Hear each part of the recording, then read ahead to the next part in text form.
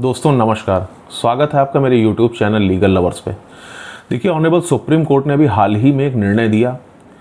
कि नाबालिग लड़की के निजी अंगों को छूना दुष्कर्म या यौन अपराध की कोटि में नहीं आएगा। हालांकि इस निर्णय की बहुत आलोचना भी हुई, बहुत सारे लोगों ने बहुत आपत्तिजनक टिप्पणियां भी की, ये भी कहा कि ये निर्णय सही नहीं है, ये निर्णय गलत है,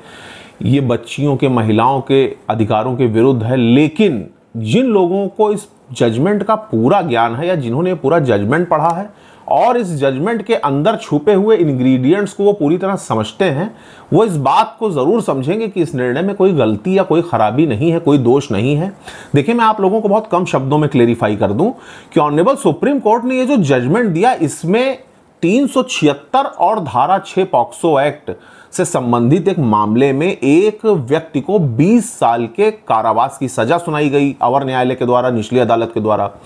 जब उसने सुप्रीम कोर्ट का दरवाजा खटखटाया तो ऑनरेबल सुप्रीम कोर्ट ने जब उस मामले पर सुनवाई की तो यह पाया कि उस व्यक्ति पर जो आरोप लगे थे, एफआईआर में जो आरोप लगाए गए थे उसके ऊपर, उसमें मात्र एक लड़की के निजी अंगों को छूने का आरोप लगा था, जबकि जो धारा थी वो धारा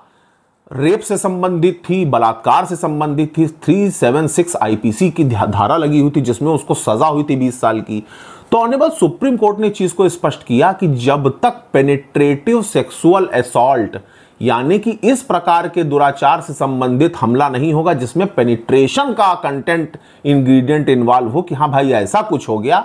तब तक किसी व्यक्ति पर 376 और साथ में धारा 6 पॉक्सो एक्ट की कार्यवाही नहीं की जाएगी। लेकिन निकालने वालों ने उसमें से सिर्फ इतनी बात पढ़ी कि हाँ भाई, सुप्रीम कोर्ट ने कह दिया कि किसी नाबालिग लड़की के अंगों को मात्र छूना दुष्कर्म या यौन उत्पीड़न की या यौन अपराध की कोटि में नहीं आएगा और इस पर उल्टी सीधी टिप्पणियां होनी शुरू हो गई। तो ये बात स्पष्ट रूप से अब सामने आई है ऑनरेबल सुप्रीम कोर्ट के जजमेंट से कि मात्र किसी नाबालिग लड़की के अंगों को छूने से यह साबित नहीं हो जाता कि किसी ने उसके साथ यौन उत्पीड़न या यौन आपराधिक हमला उसके ऊपर कर दिया।